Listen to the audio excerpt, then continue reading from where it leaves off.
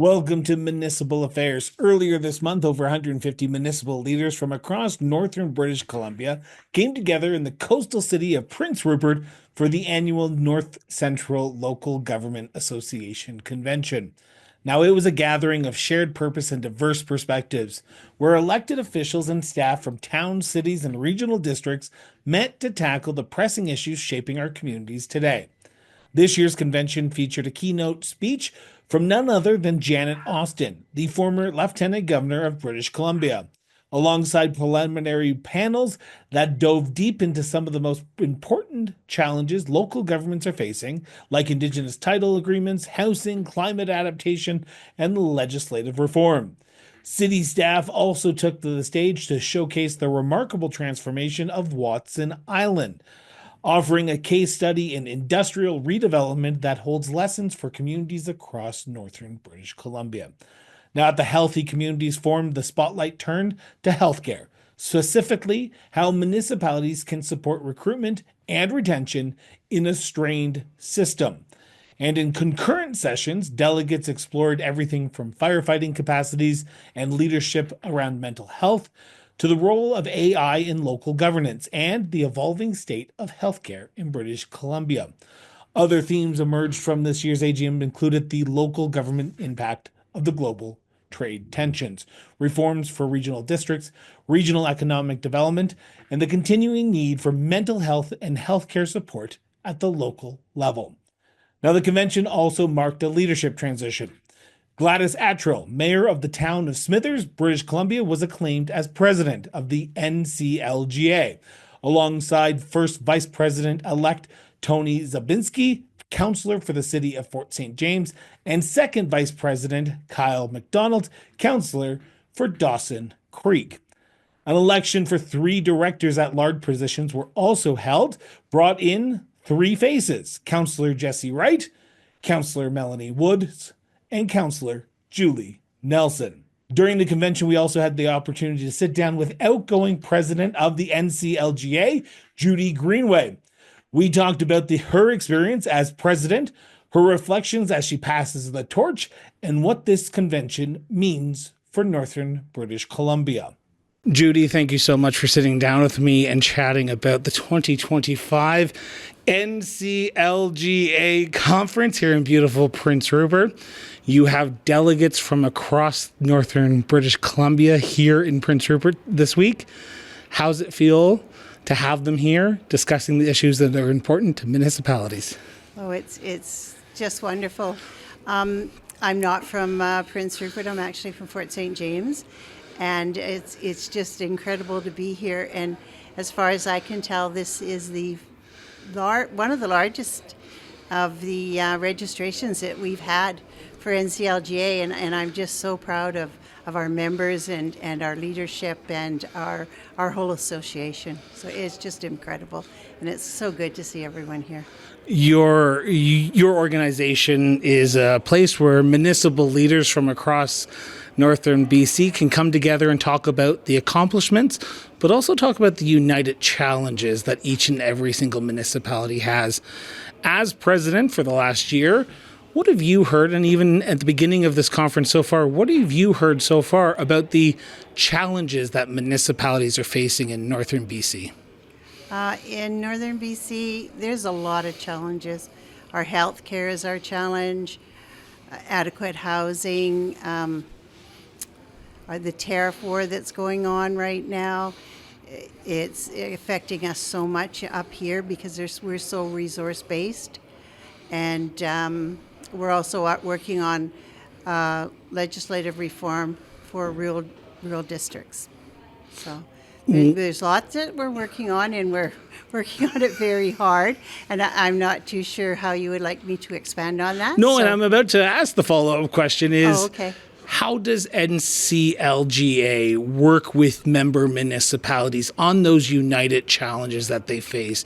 You talk about healthcare, and I sat in two concurrent sessions today about the healthcare challenges around nursing and doctors, mental health. How does your organization work for the common good to ensure that these municipal issues don't just die on the table on Wednesday when everyone starts heading back to their member communities? Oh, that is nothing that NCLJ would ever do to our members. First of all, we have our resolutions, and they get voted on. And if the resolution passes, then it goes on to UBCM. And if the resolution is passed at UBCM, then it goes to UBCM takes it on as an advocacy to the government. If the resolution doesn't get passed, then it comes back to the executive committee, and we look at it with the board committee, and we look at it and we advocate for that resolution at our end. So we would do letters to the minister. We would also do advocacy days or any kind of advocacy that we can possibly do, and we would talk to the ministers, and we would push forward even the resolutions that don't pass here. If it's a resolution that came from our membership, then it's a resolution that we have to pay attention to. You have a very strong team working for your organization. And I did not prepare you for this question, but I think you should be able to answer it. You have a strong team, and just from the initial conversations I've had with some of your delegates, I get a sense that Northern BC is hitting above its weight when it comes to the NCLGA. You are making a difference. People are being heard in Victoria. You're getting those meetings with the ministers. What do you chalk that up to as president as you enter into your final days of recording this as president of the NCLGA? Well, I certainly won't take credit for all of it, because we've had some amazing presidents before me that have done a lot of that backup work for me. And so I definitely wouldn't take any credit for all of it, that's for sure. I am so pleased to hear that they think that we are doing a really good job for them, and hope they continue to think the same way. Now, we talk about your final days as president of the organization. Looking back on your time, are you happy with where the organization stands today as you about to pass the baton over to the mayor of Smithers, BC? Yes, I am. I think our association has done phenomenal this year. I think we've met most of our goals. We had a mental health and addiction symposium in Prince George for 2 days in November, and it was very well received. We had over 300 participants come, and it was very, very well received. So, and I think things like that, at least they know that we're working for them, and the government takes note of that as well. One final question before I let you go, and I know this is I'm throwing you a lot of new questions, but what was the best part of being president of the organization for the last few years? See, the best part. The best part was working with my administration and our executive board and our membership, our directors at large board. Yeah, that would be the best. And they're so good, and they're so helpful, and they're so nice, and they're such a well organized, and they work very, very well together. And it made it made my term very, very good. It made it very easy for me. It was a lot of work. I will give you that. For 1 year, it was a lot of work. Is your council excited to have you back at the table full time? I'm not a councillor. I'm a regional director. Yes. Sorry. Yeah, I think maybe so. Yeah, but they didn't appreciate me being there. You know, they said it was good for the regional district Balcony-Taco that I was there. But and I'm very happy to hand it over to someone like Mayor Attrell. She's going to do a very good job. Handing it over to very, very good, capable hands. So I'm happy. I'm really happy. Well, Director Greenaway, I want to thank you so much from the bottom of my heart for sitting down and talking about this amazing organization, the challenges that your organization members are facing, and your time as president. It's much appreciated, and I thank you so much. Thank you. After our sit down with the outgoing president, we caught up with NCLGA Executive Director Terry Roberts to hear his thoughts on the biggest takeaways from this year's gathering and what lies ahead as local leaders look to the UBCM convention this September in Victoria. Terry, thank you so much for sitting down with me in beautiful Prince Rupert, BC, on the first day of the NCLGA convention. As executive director, this is the first time in the year that all your members are together. How does it feel from an administration standpoint to have members here discussing the unique challenges and opportunities that Northern BC municipalities face? Well, it feels fantastic to have them all in one room talking about the breadth of issues that we face across 2/3 of the province. People don't realize that our area extends from 100 Mile House north, up as far as Haida Gwaii, up to the Yukon border, and out to the Alberta border as well. And as you can imagine, the diversity of issues across that large geographical area is substantial. And by having them all together in one room, rubbing elbows together, talking about shared priorities, shared issues, it's really powerful to watch as a staff member. Now, I don't want to put my foot in my mouth, but I'm kind of going to have to for a little bit for a second, if you don't mind. How long have you been the executive director? I have been the executive director now for over 7 years. Okay, so 7 years ago, Are you still talking about the same issues that you're talking about today? And looking at the resolution list that I went through quickly, seems like there's a lot of challenges being faced in northern BC right now. Are you surprised at the swath of issues that are being faced with the municipalities, or are you not surprised? I'm not surprised. Okay. Unfortunately, I wish I was surprised. However, there are a number of long-standing issues that we're still working to address. And as President Greenway mentioned, access to healthcare remains a pretty critical issue for our member communities. And we've been working to advocate for additional information on how the healthcare system is being delivered and how we can find efficiencies within it to ensure that we have a good standard of care for access to equitable access to healthcare for our communities, but also wanting to make sure that we're managing for the intense amount of potential burnout within the healthcare system amongst the workers that are there. These are the folks that live in our communities, deliver vital services, and we really recognize the pressure that they're under. And so one of the things that we have been working for, and if you look back in the resolutions, you can actually go on to Civic Info and query resolutions going back quite a while. You'll see that that concept of access to healthcare has been around for a long time. And so we're very excited that the provincial government announced in March that it's starting to do a review of the Provincial Health Services Authority, and that review then will be extended out to the other health authorities throughout the interior of the province, with the fundamental goal of improving the system.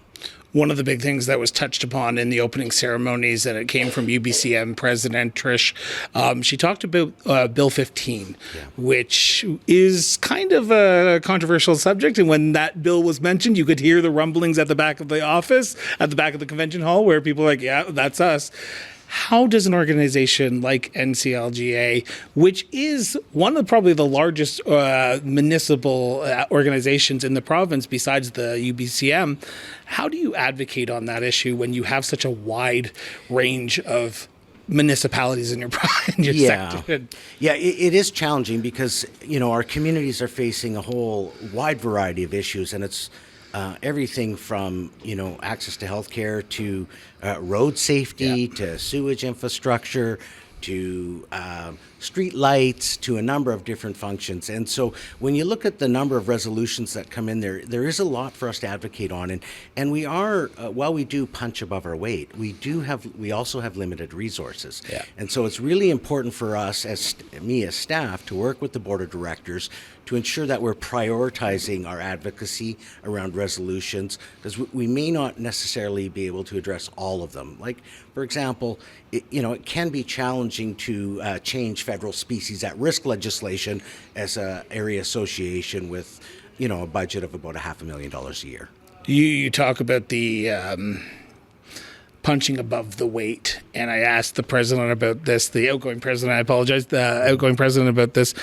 Why do you think NCLGA punches above its weight so hard? Because I get a sense that when you guys say something, Victoria listens. Yeah, I think it's part of the fabric of our communities. You know, a lot of folks from rural and remote areas, small towns, there's an element of self-starterness and independence that's prevalent throughout our communities. And I think that comes through into our area association as well.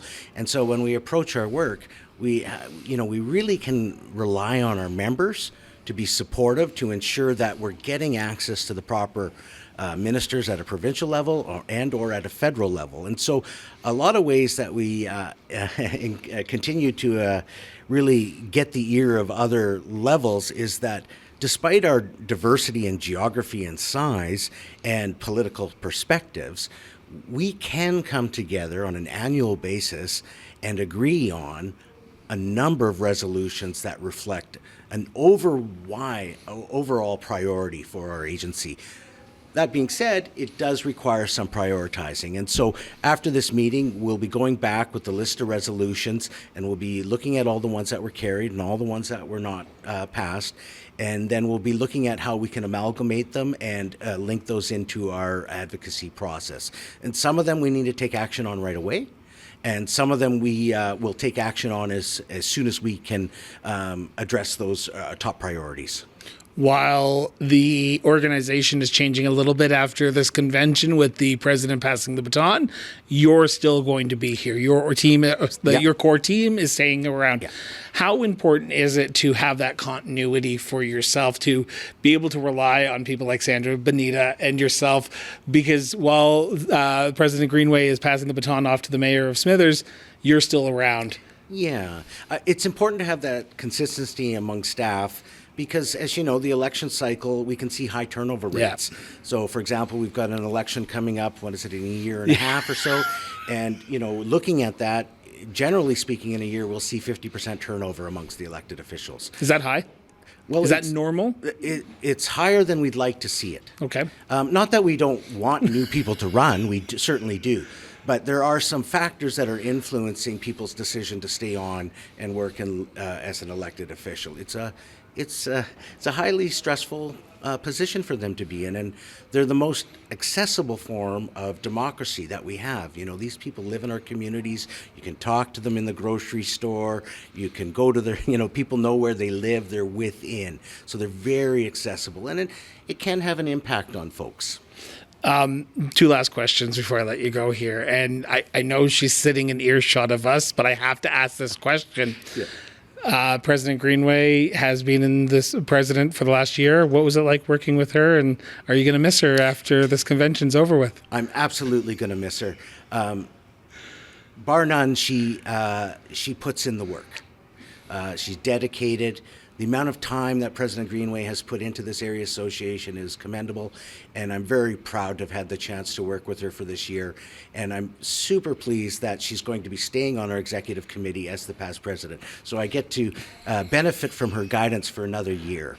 And after that, well, who knows, maybe we'll convince her to run again in another capacity. But I'm also excited about the new president coming online, because each time we do a transition like this, there is an element of a new lens applied to our approach to how we do our work. And each president brings a different flavor to that. And so I think working with President Greenway has been fantastic. She's done a great job of really bringing that rural perspective to the board and to our advocacy efforts. And the work that she's done on even advancing the conversation on potential legislative reform for regional districts has gone a long way.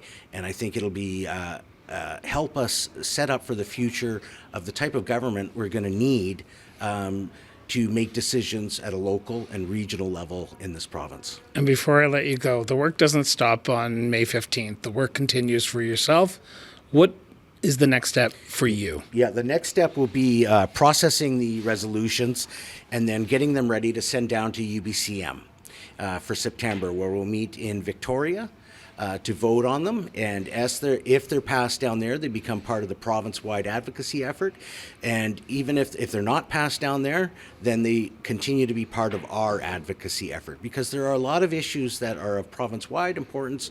But there are also a lot of issues that are of regional importance that may not be picked up at the province-wide lens, right? We have very different needs than the Lower Mainland and certain components of Vancouver Island and the southern part of the province in general, given our vast area and our low population base and our access to services. The other thing is the economies of our communities and the social structures of our communities are facing some pretty significant pressures these days as we see the transition of the forest industry over time decreasing, and other opportunities. We're really looking to explore ways that we can mobilize activities in the central and the north, for the central and the north, by the central and the north. And we recognize that we're part of a larger system within this country and province, and we think that this part of the province brings a huge amount to the table and really benefits our fellow citizens in the south, and we want to continue to see that happen. Well, Terry, I want to thank you, and I want to thank your organization for allowing me to come. Greatly appreciate it. We'll shake hands right afterwards. Yeah. Thank you so much for tuning in for another episode of Municipal Affairs. We want to take a moment and thank the NCLGA for allowing us to attend this year's convention in beautiful Prince Rupert. We feel like this episode has not done it justice, so that's why in about 2 days' time we'll be sitting down with the host city mayors from 2 of the 3 host cities to talk about the gathering from their perspective and what their key takeaways were. Now, if you haven't already, be sure to subscribe to the show on your favorite podcast platform or on YouTube, and follow us on social media. To learn more about the people in the communities that we feature on this show and our sister shows, visit us online at crossborderinterviews.ca. Now, your support means the world to us. So if you can, share this episode with your friends, your family, and yes, even your community, and help keep the conversation going. Until next time, stay informed, stay engaged, and we'll be back with a brand new episode of Municipal Affairs shortly. Till then, everyone.